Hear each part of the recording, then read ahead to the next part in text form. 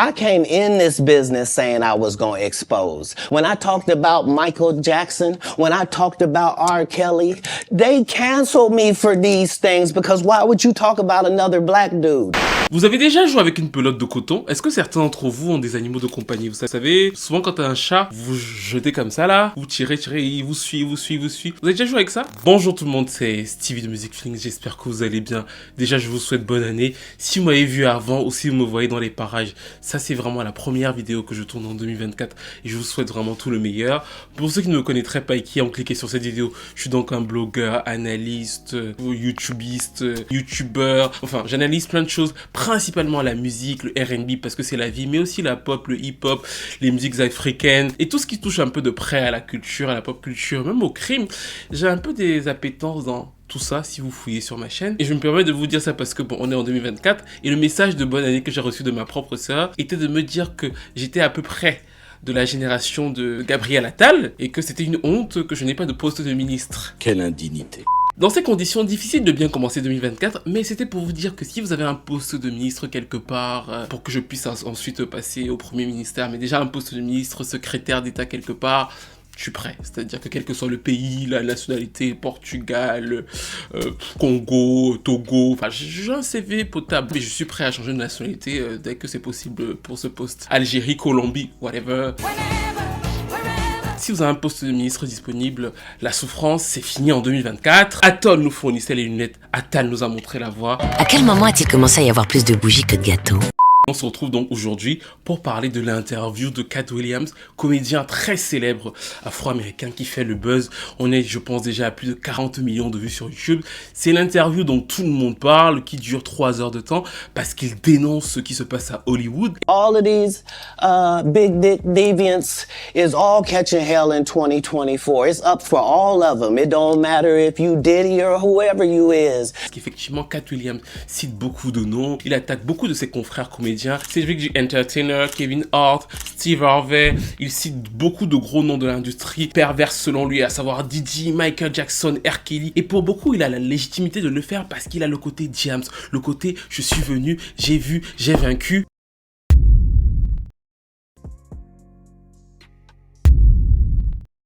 Bon, on va se parler franchement. Cette vidéo, il n'y aura pas beaucoup de montage, on va parler, vous et moi, une longue conversation et on va partir du principe de la force de l'image. L'image, c'est quelque chose d'incroyable et je sais pas pour vous, mais moi je pense que l'une des qualités des grands artistes, c'est leur capacité à synthétiser et à comprendre l'ère dans laquelle ils sont. Quel que soit l'artiste d'ailleurs, que ce soit le chanteur, le comédien, le rappeur, le peintre. Il y a certains artistes qui seront encore capables d'aller encore plus loin, de prévoir ce qui va se passer. Mais souvent, et ça on parle des stand-uppers ici, les très grands stand-uppers peuvent bien sûr prédire ce qui va se passer, mais peuvent aussi synthétiser l'ère dans laquelle ils sont, comprendre tous les ressorts de ce qui arrive parce qu'ils ont une grande intelligence émotionnelle et pouvoir le livrer avec beaucoup de jovialité, avec beaucoup de bagou, ce qui va infuser leur propre patte. They know who the gang is. Why Earthquake not in movies? 'Cause he's illiterate. He can't read. Et donc, pour être tout à fait honnête avec vous, Katt Williams, c'est mon 3e comédien préféré de tous les temps. On l'a vu dans plusieurs clips, on connaît un peu son humour grinçant, il est tout petit, mais il a toujours des punchlines de ouf. Whole thing, who do you even pray to? Nobody. Even when you're fucking, what do you say when you call atheist? Nothing, that's right, because that's what you believe in, you can't.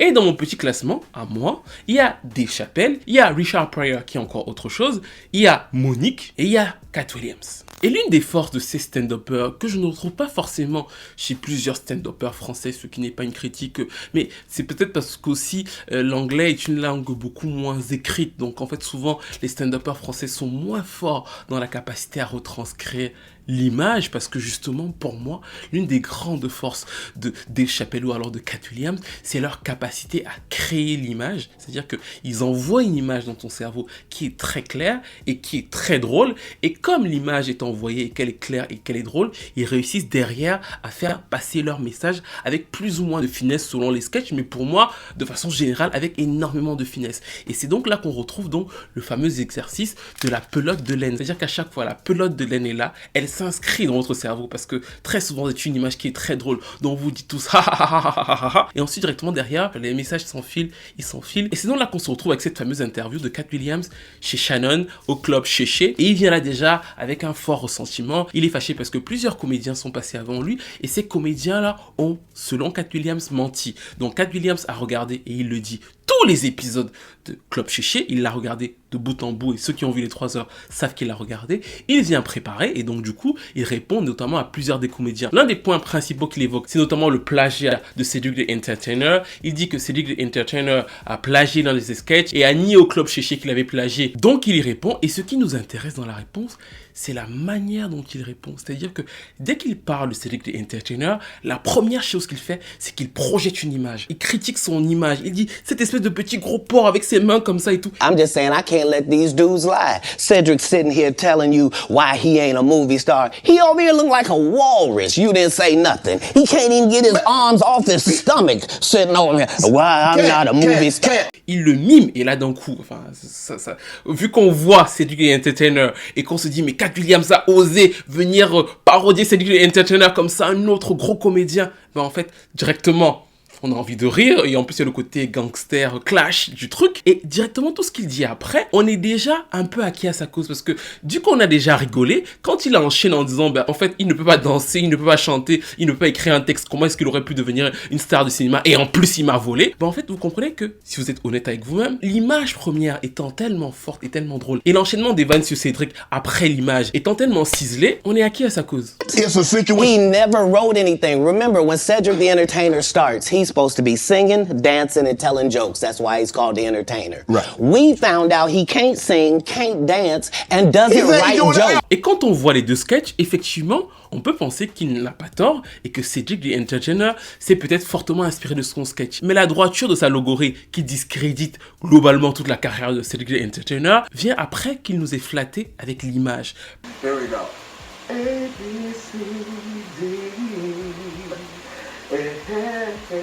Pareil pour ce qu'il fait avec Steve Harvey, qui explique que lui aussi ne voulait pas devenir une star du cinéma. Et là, Cat Williams nous dit comment ça il ne voulait pas devenir une star du cinéma. Et la première chose qu'il nous fait, c'est qu'encore une fois, il nous projette une image. Il nous dit, vous connaissez sa fameuse coiffure et tout et tout et tout. Bah en fait, c'est une perruque. Et c'est parce que moi, je l'ai clashé devant des milliers de gens qu'il a arrêté le stand-up et qu'il est devenu un présentateur télé. C'est pas parce qu'il ne voulait pas devenir une star du cinéma, c'est parce qu'il n'a pas le talent. Steve told you that he stopped doing stand-up because he has 7 TV shows. The only problem is when he stopped stand-up, he didn't have those 7 TV shows. He stopped stand-up because he got in a comedy battle called the Championship of Stand-Up Comedy with one Cat Williams in Detroit in front of 10,000 people and lost because Cat Williams said he was actually bald and that was a wig. Et en fait, encore une fois là, la pelote de laine. C'est-à-dire que la première image qui fait qu'on fasse tous « wow » et qu'on est tous choqués, c'est pas véritablement tout ce qu'il va dire sur la suite, parce que tout ce qu'il va dire sur la suite nous entraîne dans la qui à sa cause, parce qu'on a déjà rigolé. Mais la première chose qui nous choque, c'est le bagou de venir dire, révéler que en vérité la fameuse coiffure iconique de Steve Harvey n'était qu'une perruque. Et il le fait avec un bagou et un talent absolument exceptionnel. D'ailleurs, il est en confiance, il dit dès le début, ce sera une des interviews les plus vues de tous les temps sur ta chaîne. Il répète à plusieurs reprises, je suis meilleur que tous ces autres comédiens, tu le vois là, et je suis un compétiteur. J'espère que ça ne te dérange pas, parce qu'il sait en réalité qu'il est sur l'arène et il est préparé pour être sur cette fameuse arène. C'est pour ça que l'accusation d'après est encore très visuelle. Il dit, bah, plusieurs de ces comédiens là qui me sont d'ailleurs inférieurs, Ricky Smiley, Kevin Hart, Martin Lawrence, ils ont dû jouer des rôles de femmes à Hollywood alors que moi j'ai toujours refusé de faire ce genre de choses. Regardez comment moi j'ai toujours joué des rôles de gangsters, des rôles de vrais noirs, alors que eux ils ont dû se corrompre au rôle de femmes pour pouvoir arriver à quelque chose. That's where he's a believable actor. Him and Tyler Perry can't play a man to save their life. Et il y a quelque chose d'extrêmement jouissif de voir quelqu'un comme ça prendre le parti de démonter ses congénères, démonter certaines des personnes avec lesquelles il a travaillé, ouvertement comme ça, devant caméra, sans avoir peur de ce qui est l'autre image qu'il projette très bien. Elle est déjà ancrée dans la tête des gens. Et là, il la fait ressortir plus encore. Il dit vraiment Hollywood, le dark, sombre Hollywood. C'est ce Hollywood-là qui corrompt plusieurs personnes. Et c'est d'ailleurs là qu'intervient justement Ludacris. Il raconte que Ludacris et lui ont été invités à une soirée Illuminati et qu'en gros, les deux étaient censés avoir un contrat. Cat Williams était censé changer son apparence et finalement, c'est Ludacris qui a eu le fameux contrat et qui fait les fameux Fast and Furious et qui gagne 10 millions de dollars par film. So there was a crossroads where we were both invited to an Illuminati thing, and it had to be one or the other of us, and decisions had to be made. So it was both of us, we were equal. Ludacris, courroucé par ça, a lui aussi répondu. The pendulum swing, Jesus with diamond thorns, ludicrous, swaddled in Gucci linens when I was born. Never been Illuminati, only a Illuminati, and I only left with bitches when coming from any party. Now I'm married with kids, the evolution of life. Et Cat Williams est un génie, c'est-à-dire que son schéma fonctionne très bien parce qu'il a un bagou encore une fois exceptionnel et l'image dans l'histoire de Ludacris, c'est notamment justement la femme de Ludacris, c'est-à-dire qu'il dit, regardez, il a une femme light skin comme plusieurs d'autres gars de l'industrie et certaines personnes vont aller faire le schéma et ils vont trouver que plusieurs de ces comédiens et rappeurs ont une femme light skin qui est laide et qui ne parle jamais selon Cat Williams. If you sign up for their program, you get a light skin, weird face wife that never do an interview. Et là encore, comme les gens rigolent à l'image qui a premièrement été insérée dans leur esprit, le reste passe ou presque en fait. On est tellement subjugué par le fait qu'il est le bagou de clasher, de dire que les femmes sont laides et tout, que finalement le reste de l'histoire, même si elle n'est pas totalement étayée, parce que là factuellement ce n'est pas étayé, c'est-à-dire que la question, et c'est là qu'on va passer à notre deuxième partie, qu'on aurait légitimement dû poser à Cat Williams, au moment où il dit qu'il était à la soirée avec Ludacris pour les Illuminati, était de savoir qui l'a invité. Dire que oui, j'étais à la soirée, voilà, on a choisi Ludacris peut-être, mais comment tu t'es retrouvé là-bas, qui t'a invité, comment ça s'est passé. Cat Williams, à aucun moment, n'étaye ses propos. Il projette une image super drôle, il fait passer la pelote avec une histoire qui n'étaye pas forcément. Pareil pour l'histoire de Dave Chappelle, il nous dit, Dave Chappelle n'a pas refusé son contrat de 50 millions de dollars. Personne ne refuse un contrat pareil. Il dit, même moi, j'ai dû refuser 50 millions de dollars 4 fois. Et là, on se dit, bah... révélation de ouf en fait. Déjà que ces 50 millions de dollars, c'est l'histoire de fou. Dave Chappelle l'a raconté comme ça plusieurs fois. S'il n'a pas refusé ça pour cette raison-là, pour quelle raison il a refusé? Et d'un coup, on est censé avoir donc du coup l'histoire de pourquoi, comment ça s'est passé en fait. Ben en fait, ce qu'il fait, c'est qu'il projette encore une image. Il nous dit, je dois protéger ce petit fessier de Didier en fait. Mon trou doit rester vierge. Like, no, not they offered him 50 million and he turned it down. Who gonna turn down 50 million? Now, I've had to turn down $50 million 4 times. 4 times. Just to protect my integrity and that virgin hole I was telling you about. Right. Because P. Diddy be wanting the body. And you gotta tell him no. Et encore une fois, je sais que beaucoup d'entre vous allez rire. Mais le fait qu'il ait produit cette image-là n'a absolument pas répondu à la question. C'est-à-dire que finalement, on ne sait pas grand-chose. Qu'est-ce qui s'est passé? Est-ce que c'est Didi qui a proposé l'argent? Est-ce que c'est Didi qui a proposé les 50 millions de dollars? On sait que c'est pas lui. Qui alors l'a fait? Comment ça s'est passé? On n'a rien. On a juste l'image et une histoire qui semble juicy.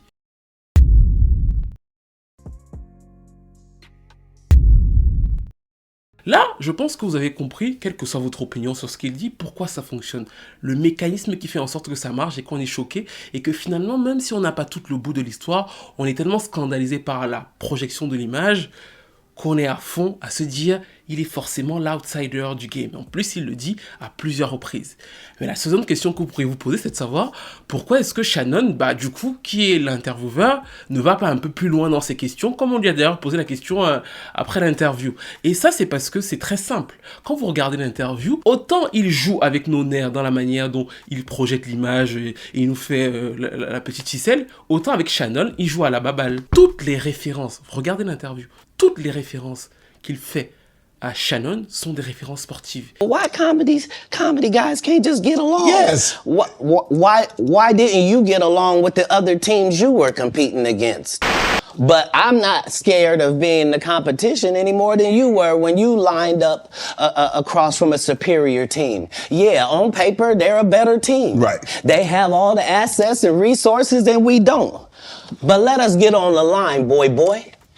Il lui fait des comparatifs sportifs à tous les coups. Ce qui fait que Shannon, en fait, se retrouve avec quelqu'un qui est préparé et qui lui dit à chaque fois, bah en fait, c'est comme quand on joue au foot, bah en fait, c'est comme quand tu es sur le stade. Du coup, Shannon, qui déjà de base est subjugué par ce qu'il entend, parce qu'il est spectateur, se retrouve avec quelqu'un, en fait, qui, de façon assez subtile, très fine, le met dans son schéma et ça donne en vérité un immense one-man show. J'ai adoré cette interview comme j'ai toujours beaucoup aimé Cat Williams. Et son côté outsider, son côté out of the grain, sa gesticulation intellectuelle. Mais maintenant, j'ai aussi beaucoup de lucidité sur Cat Williams. Et je pense d'ailleurs qu'on peut en discuter. Et quiconque croit tout ce qu'il dit et quiconque ne croit pas tout ce qu'il dit, il y a des points super intéressants sur le fait qu'il a été blacklisté. Parce qu'il dit à un moment, j'ai été blacklisté quand j'ai dénoncé R. Kelly et Michael Jackson. When I talked about Michael Jackson, when I talked about R. Kelly, they canceled me for these things because why would you talk about another black dude? Et en fait, quand il a dit ça, ça m'a fait sourire parce que je connais l'histoire et peut-être que certains s'en souviennent.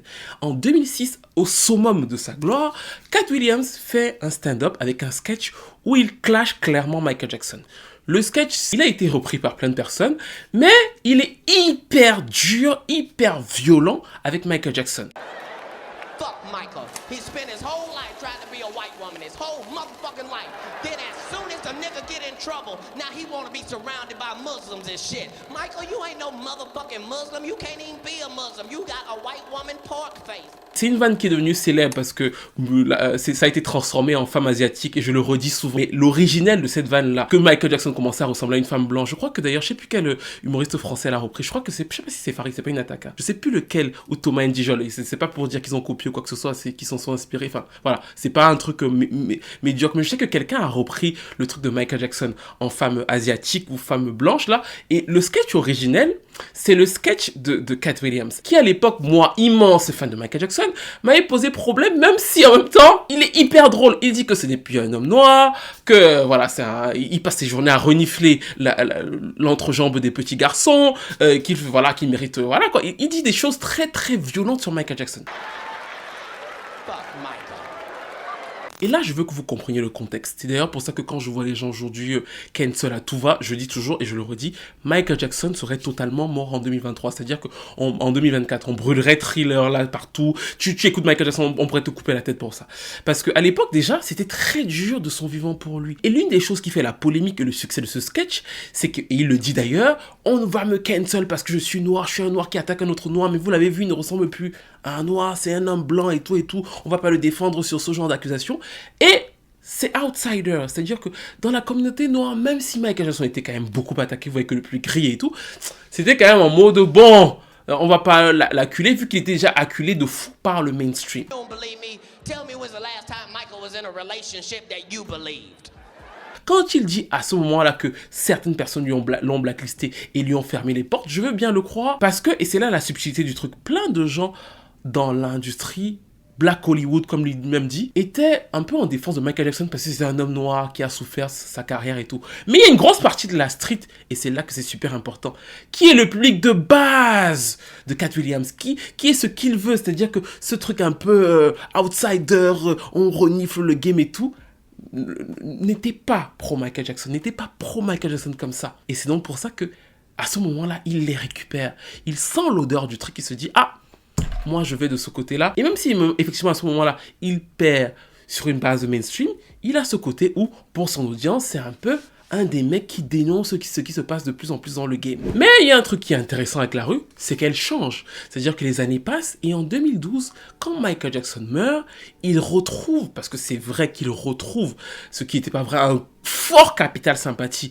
partout dans le monde, alors que quand il était vivant, les gens étaient très très durs avec lui. Et aujourd'hui, il n'y a que de l'hypocrisie, mais bon, encore ça, c'est un autre débat. Et quand il retrouve ce truc-là dans la rue, Cat Williams le sent. Il sent que la rue, son public de base là, n'a plus envie qu'on vienne de clasher Michael Jackson comme il le faisait avant. Du coup, il change. Et il le change avec un sketch. Il reprend à son compte l'argumentaire selon lequel, en fait, finalement, Michael Jackson, c'est un homme noir qui a été assassiné. And the fact of the matter is, we watched this nigga get murdered. Right in front of our own motherfucking face. And the nigga knew it was finna happen. He told us, and we didn't know. Nigga named his last tour, This Is It. Il dit this nigga, alors que dans le précédent sketch, 6 ans avant, il disait ah, cet homme blanc et tout et tout et tout. Là, parce que l'outsider n'est plus de dire que Michael Jackson était pédophile. L'outsider maintenant, c'est de dire que Michael Jackson, peut-être qu'il y a quelque chose qui s'est passé autour de lui, peut-être que l'industrie lui voulait du mal. Et il revient donc avec un truc où il dit Michael Jackson, c'est un homme noir qui a été harcelé et tout.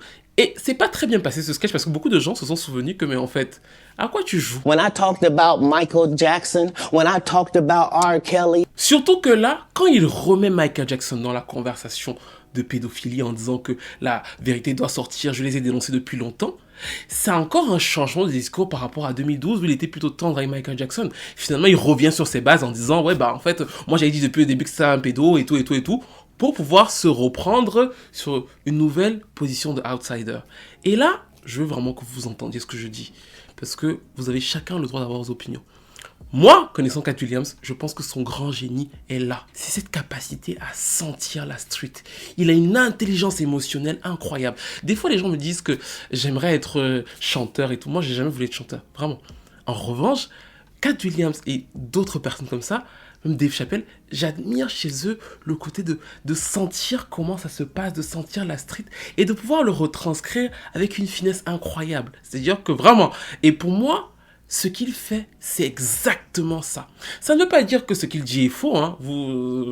Mais si vous y réfléchissez, si vous prenez du recul sur l'ère dans laquelle nous vivons, il vous dit pas grand-chose. Il vous confirme à demi-mot, parce que comme il ne va jamais super loin, il vous confirme plus ou moins à demi-mot des sensations que vous aviez déjà. C'est exactement ce qu'il fait. Par exemple, sur le fait de dire que prenons, les hommes noirs se déguisent en femmes pour pouvoir jouer dans des rôles. Ça a toujours existé, ça date pas d'hier, et ça fait partie de l'univers de la comédie. D'ailleurs, Ricky Smiley s'en est expliqué en disant que jouer une femme ou jouer un homme, ça fait partie de la comédie, c'est pas pour autant qu'il en perd de sa masculinité. I did, Bernie Jenkins, Tyler Perry did, Madea, it's a lot of comics and a lot of comedy greats that did characters for the sake of funny, for entertainment, for the sake of the laugh. And it has nothing to do with nobody's comfortable in the role. Nobody wants to put on a damn dress or comfortable in it, you know.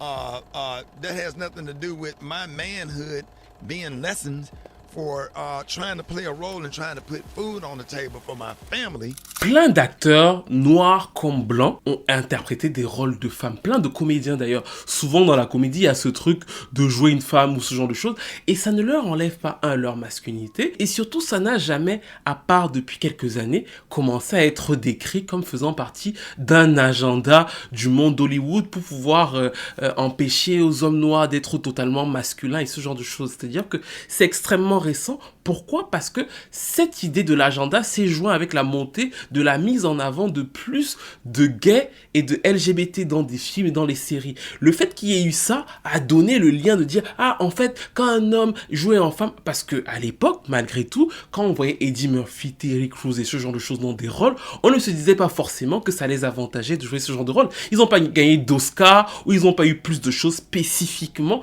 pour ces rôles-là. C'était des rôles comiques de grand-mère, de mère. C'était pas des rôles dégradants en soi pour eux. D'ailleurs, le fait d'ailleurs qu'il y ait cette idée, mais ça je pense qu'il y a beaucoup de femmes qui ont elles-mêmes intégré une partie de misogynie, c'est-à-dire que le fait qu'on soit déjà en train de débattre sur le fait de se dire que si tu joues une femme, tu es inférieur, c'est déjà un souci. Parce que finalement, si les hommes et les femmes sont égaux, le fait de jouer une femme pendant 5 minutes dans un rôle ne te coupe de rien. C'est devenu un débat tellement profond aux États-Unis, dans les communautés afro-européennes, qu'on s'est rendu compte qu'il y a un problème de fragilité finalement de ces masculinités-là en fait. Tout le monde pense à cet agenda. L'autre jour, j'ai vu, et ça m'a vraiment choqué pour le coup, un père qui se faisait maquiller par sa fille. Sa fille, je sais pas si elle avait 5-6 ans, elle maquillait son père.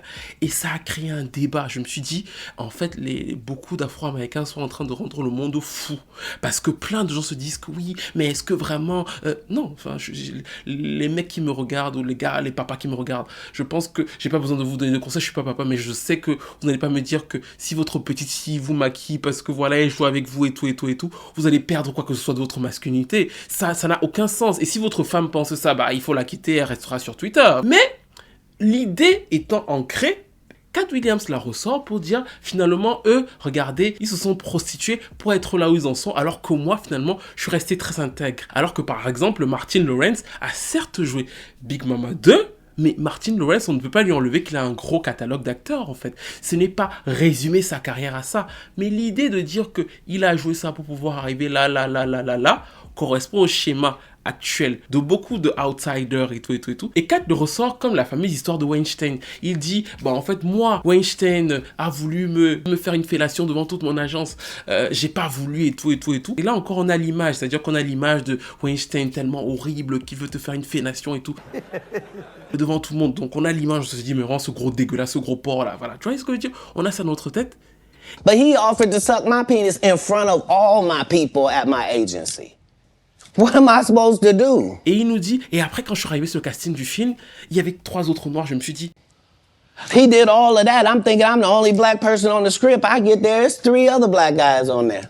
Woo. I told him no. What y'all do? mais là encore il suit très bien cette logique qui est censée être logique des hommes noirs qui se prostituent dans le game, mais qui n'est en réalité pas du tout logique. Pourquoi? Parce que, on sait très bien que Weinstein, sa cible principale n'était pas les hommes noirs, c'était d'abord les femmes blanches. Je ne dis pas que il ne touchait pas aux hommes noirs, je ne sais pas, mais sa cible principale, c'est d'abord les femmes blanches. Mais quand Cat Williams arrive sur le tournage, il se dit pas, ah, mais toutes les femmes là, est-ce qu'elles n'ont pas... Non, il se dit, ah, il y a 3 autres noirs, mais...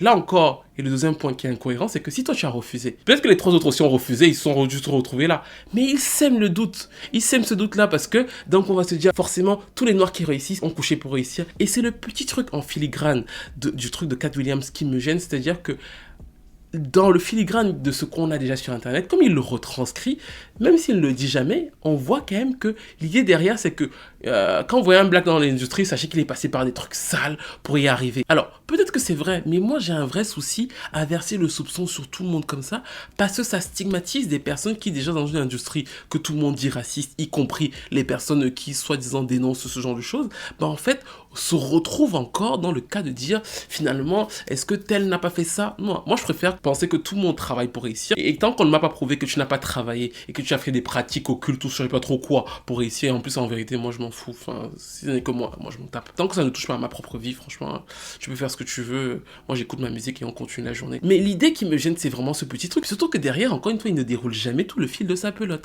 Il te dit jamais exactement où c'était, comment ça s'est passé. C'est toujours des petits trucs, des sensations, des histoires. Par exemple, sur l'exemple de Kevin Hart, qu'il attaque en disant que Kevin Hart c'est une industry plant, une plante de l'industrie. Moi, tout de suite, je vous dis, Kevin Hart, je ne l'ai jamais trouvé drôle. On lui rajoute 40 cm, même son public ne le trouvera plus drôle. C'est une espèce de goujat, un humour potage là, qui en plus en grandissant essaie de passer pour un pasteur parce qu'il a le phrasique du pasteur maintenant qui veut se passer pour quelqu'un d'intelligent et de profond. Je ne supporte pas. Mais je peux comprendre que certaines personnes puissent aimer ce genre d'humour. C'est-à-dire que moi, par exemple, Kev Adams me laisse de marbre, mais qu'est-ce que je peux? Il y a plein de gens dans ce monde qui sont prêts à se... voilà, je sais pas comment ils font, mais ils regardent du Kev Adams. Vous voyez ce que je veux dire? Donc je peux comprendre qu'un autre genre d'humour existe. Et là, il dit dans son truc qu'on n'a jamais vu Kevin Hart faire ses classes comme lui, il a fait ses classes pour y arriver. Sauf que plusieurs autres comédiens sont montés au créneau pour justement alerter sur le côté où derrière Cat Williams, il y avait ce truc de se dire tout le monde triche un peu pour y arriver. Le travail, c'est que Cat Williams, que Kevin Hart, même si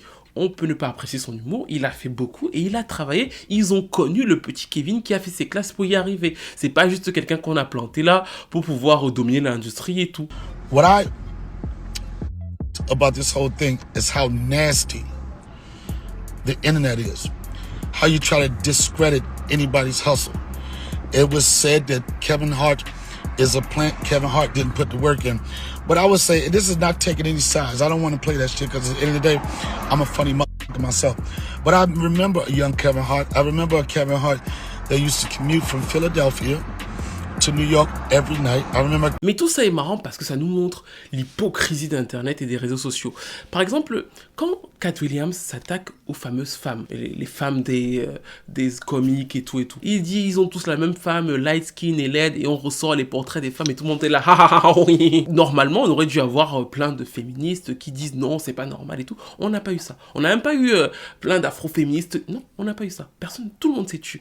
Pourquoi? Parce que pour le coup, c'était quelque chose qui est ressenti et qui est extrêmement dangereux et qui est un virus que les Afro-Américains et certains Afro-Européens sont en train de nous filer. C'est-à-dire qu'ils sont en train de nous expliquer que, comme dans l'échelle du colorisme, effectivement, les light skins sont favorisés par rapport aux dark skins, en fait, les combats sont censés se diviser. C'est-à-dire que moi, ayant grandi en Afrique, je tiens à le dire, on peut sortir de toute couleur, hein, en fait. C'est-à-dire que tu peux avoir 2 parents noirs et sortir beaucoup plus clair que tes frères et tes sœurs. Ce truc que les Afro-Américains sont en train de nous refiler est un poison extrêmement dangereux que beaucoup ne se gênent plus de pratiquer, en fait. C'est-à-dire que les femmes light skin qui ont été attaquées, d'ailleurs, Kim Kardashian, elle, de toute façon, il l'a traité de PUTE et il a dit que ça disait quoi sur la qualité du produit si Pete Davidson l'avait quitté. Donc, elle, de toute façon, vas-y, personne n'était là pour la défendre. What do you expect? The guy married a whore. Mais les femmes light skin, qui donc étaient des femmes noires, qui sont censées avoir des femmes noires, personne non plus n'est monté au créneau pour les défendre.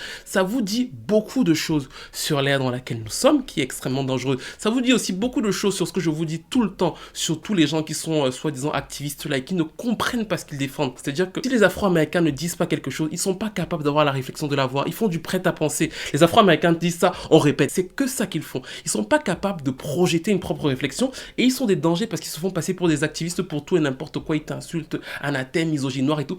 Mais ils ne comprennent pas ce qu'ils défendent et c'est extrêmement dangereux. Et ça a d'ailleurs été prouvé parce que la seule des femmes là qui a été défendue, c'est Eudoxie, la femme de Ludacris. Pourquoi? Parce que c'est les Gabonais. Ce sont les Africains qui sont allés défendre Eudoxie en disant pourquoi il la traite de laide, pourquoi ils n'ont pas eu le fait de se dire que c'est une light skin, ils se sont dit elle est gabonaise en fait, frère. Et ce virus là, je vous en parle aujourd'hui, que les Afro-Américains sont en train de nous refiler là et qui est déjà aussi arrivé à Paris et tout, est extrêmement dangereux. Surtout que dans le cas de Katt Williams, c'est très drôle parce que lui-même, et je veux vraiment faire appel à votre réflexion, il y a quelques années, sortait avec Hazel E., la fille de télé-réalité, là, totalement refaite, si vous la regardez, elle ressemble trait pour trait à toutes les femmes dont il parle. En plus, elle l'avait accusé de violence à plusieurs reprises, il y a des interviews en disant qu'il avait frappé et tout. Mais il la détait pendant très longtemps. Quand ils ont même rompu, il avait fait des vidéos, vous vous rappelez, il était totalement un peu dans les vapes à l'époque, il faisait des lives pour dire qu'il s'excuse, qu'il veut qu'elle revienne et tout. Vous vous rappelez de cette période-là, 2017-2018. Quand lui, il était avec elle qui ressemble trait pour trait dans les visages refaits et tout, aux autres femmes là, des comédiens, c'était pas les Illuminati. Maintenant que les autres ont ce genre de femmes, ils voulaient qu'elle revienne et tout, elle a refusé de venir, oui, eux, c'est toutes des genres de femmes moches et tout. Illuminati. Et ça passe parce que Katt Williams a un grand talent et ce qu'il fait en vérité, c'est qu'il ne fait que retranscrire, être le miroir de l'ère dans laquelle nous sommes. C'est-à-dire que au-delà des révélations, moi j'ai pas l'impression, et c'est pour ça que ça me surprend qu'on ait appris grand-chose. Ce qu'on a fait, c'est qu'on a peut-être un miroir plus de ce que les gens pensent dans la société. Par exemple, le commentaire sur Jonathan est un des points d'orgue de cette interview parce qu'il reprend encore à son compte l'industrie. Il dit oui, l'industrie, on te fait te mettre avec une femme blanche et tout, on te piège et tout. Très bien. Mais il dit, on a fait croire au monde entier qu'un noir qui ressemble à ça est un beau noir. Ça veut dire que tous les noirs sont beaux. Et là encore, on le grille. Parce qu'effectivement, la vanne n'est pas mauvaise. First of all, they went around the world for 2 years straight telling any women that would listen that this was a good-looking Negro. Mm-hmm. Since when? When did y'all start liking a big nose? And when did y'all like a little head and a big jaw? When? Since when? If this ugly nigga is good looking, then all niggas is good looking. Mais là encore, ce n'est pas une révélation de Katt Williams. C'est un ressenti qui a depuis quasiment 2 ans. Ressenti honteux, mais d'une honte incroyable des Afro-Américains qui a depuis 2 ans. C'est-à-dire qu'ils disent depuis que Jonathan, là, avec son gros nez, machin, c'est très comme s'il était un combattant pour les droits civiques dans les années 80. Ils le disent tout le temps depuis quasiment 2 ans. Ils n'ont pas honte, là, ils se disputent sur ça. Est-ce qu'une vraie femme peut l'aimer? C'est un ressenti profond que ces gens-là ont et qu'ils diffusent à foison. La fois où il a fait cette couverture de magazine en rose là, ils étaient très nombreux à afficher ces propos très honteux parce qu'en vérité, c'est ce qu'on appelle le futurisme, c'est-à-dire que c'est pas du racisme, c'est par un rapport aux traits. Ils ont un problème avec les traits très négroïdes. C'est pour ça d'ailleurs que beaucoup d'entre eux font la chirurgie. Ils ont un problème avec les gros nez, les machins. Et donc comme Jonathan a ça, ce que nous dit Katt Williams et qui devrait quand même vous interpeller, c'est qu'il nous dit pour nous prouver, parce que peut-être que Jonathan effectivement est un industry plant et qu'il n'a jamais mérité ce qu'il a eu. Mais l'argumentaire est quand même hyper... qui est l'image là? L'image qu'il met là est quand même hyper gênante. Il nous dit, vous voyez comment il est laid là, il est comme n'importe quel autre noir et tout. Vous pensez que lui là, qu'on a forcé toute la planète à pensait qu'il était un bel homme. Si lui, là, on l'a placé comme ça, c'est qu'il avait un contrat bien établi et tout, il n'a pas respecté les règles du contrat, et maintenant on a détruit sa carrière. Mais est-ce que vous pouvez imaginer que on aurait forcé toutes les femmes de la planète à penser que ce genre d'homme-là est beau? Et en fait, le fait que nous rions de ça et que nous trouvions que ce propos-là, cette ligne-là est crédible, montre qu'il y a quand même un problème de fond dans les communautés noires mondiales, principalement les afro-américaines et les afro-européennes. Quand je dis ça, c'est pourquoi? C'est parce qu'en fait, il n'y a pas eu beaucoup d'activistes qui d'habitude sur ce genre de propos s'élèvent. On n'a pas entendu ça. Et c'est aussi la preuve de quelque chose d'hyper dangereux, c'est que beaucoup de ces gens-là étaient plus intéressés de voir que les célébrités tombent, ont des côtés sombres, que de pointer des axes qui sont hyper dangereux. J'avais dit ça à ma petite sœur sur Twitter le jour, j'ai vu ça, j'ai dit à ma petite sœur, c'est intéressant qu'on voit autant de personnes se foutre de sa gueule, et c'est que des noirs d'ailleurs, beaucoup de femmes aussi se foutre de leur gueule.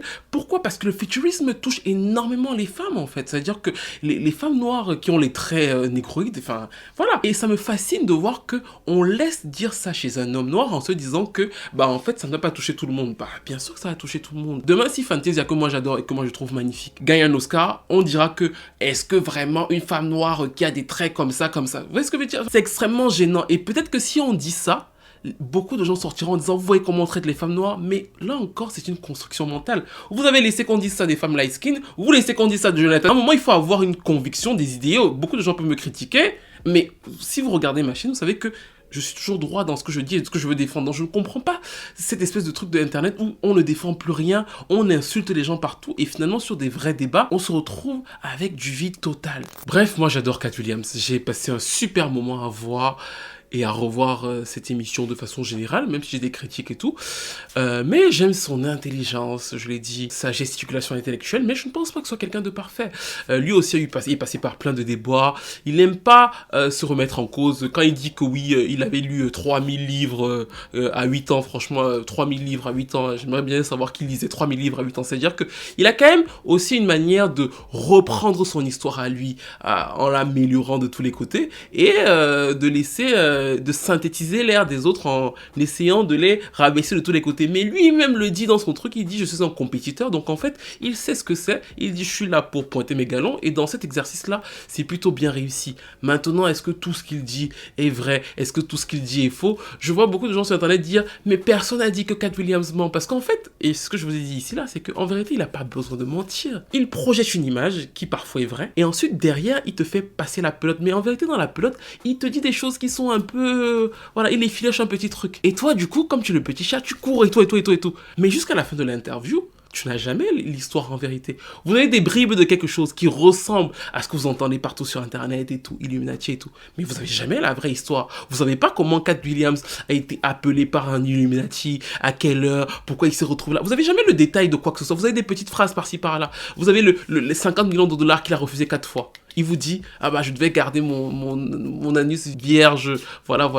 Bah très bien, mais du coup, contre qui? Là, il te sort Didi, mais c'est parce que tu sais déjà que Didi a des partous, et tu vois ce que je veux dire? C'est très bien joué, mais les révélations sont en vérité inscrites dans un climat très succinct. Par exemple, quand il dit ce qu'il dit sur l'affaire Tory Lanez, Megan Thee Stallion, bah en fait, il nous apprend rien. Factuellement, il dit, si Megan ment et que Tory ne veut pas dénoncer Kelsey, bah il se retrouve en prison. Il insinue clairement que oui, on peut douter de Megan Thee Stallion, mais là encore, c'est ce que la rue pense en fait, c'est ce qu'une grosse partie de l'industrie pense, c'est ce que la rue pense américaine, mais il ne nous sort pas une info de fou, c'est juste qu'il le donne avec un bagou, et il a cette capacité à synthétiser une ère et à l'imager. Et justement, l'interview qu'il a faite juste après cette interview à la radio, et on lui a demandé de but en blanc, bah raconte-nous alors les choses horribles que tu as vécues dans l'industrie, bah il a rien dit, il a refusé de répondre à 2 fois.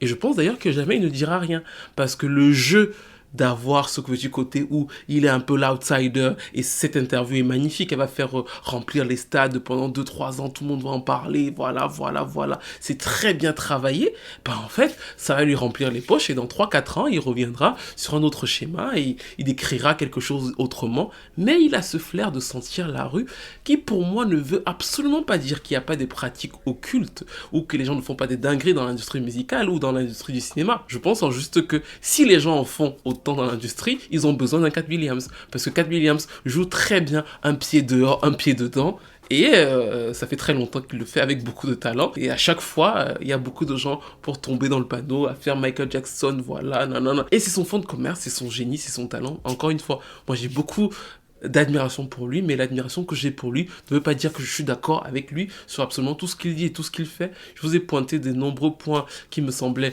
plus ou moins incohérents dans cette interview. Il faut pas oublier que lui aussi, à chaque fois que dans sa propre vie, il fait des bêtises, bah, il aime bien pointer celles des autres, mais quand c'est lui, il a toujours une bonne justification.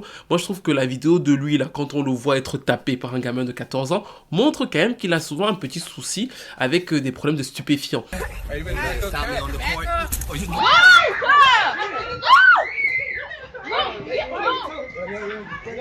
Pareil sur tout ce qu'il dit concernant la masculinité, le fait que voilà, il va jamais se déguiser en femme pour jouer dans un rôle. Moi, je pense que très souvent, il y a chez lui, comme il est petit de taille, et d'ailleurs une fois il avait été arrêté par des rappeurs qu'il avait frappé dans la rue, je crois que c'est en 2012-2013, il racontait ça dans un spectacle et tout. Comme il est petit de taille et que voilà, il dit qu'il a grandi avec que des femmes, souvent je pense que chez lui-même, là c'est un truc personnel, sa masculinité doit être parfois lui être remis en cause.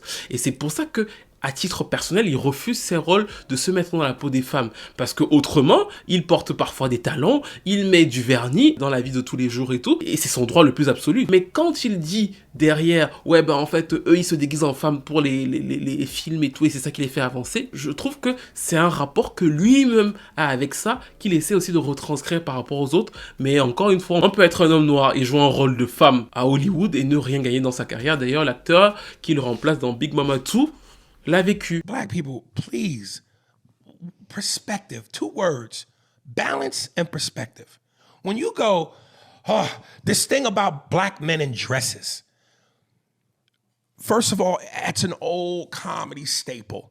It's just an old comedy go-to. There have been far more images of black men depicted in positive light where we're not in dresses. Donc voilà, nous arrivons à la fin de cette analyse qui revenait donc sur les propos de Cat Williams. Je pense vous avoir étayé ma palette d'avis avec la petite idée de la pelote de laine ou de coton. J'espère qu'elle vous a servi, j'espère que ça s'est imprimé dans vos cerveaux, dans la manière dont ça fonctionne. N'hésitez pas à me donner tous vos avis, ce que vous avez pensé, même si vous n'êtes pas d'accord avec moi, si vous pensez que c'est vraiment un lanceur d'alerte, ça vous concerne. Moi je pense que c'est un grand artiste qui sait sentir et synthétiser les airs et qui l'a très bien retranscrit, et que dans son interview, comme je l'ai montré, on retrouve plusieurs des problèmes et plusieurs des hypocrisies de notre ère. Vous voyez ce que je veux dire? Donc je trouve que voilà, il y a plein de choses qui me font rigoler et tout, mais je ne suis pas totalement en accord avec sa vision sur tous les points. Je l'ai mis en exergue ici, donc n'hésitez pas à tout me dire, à me donner vos avis.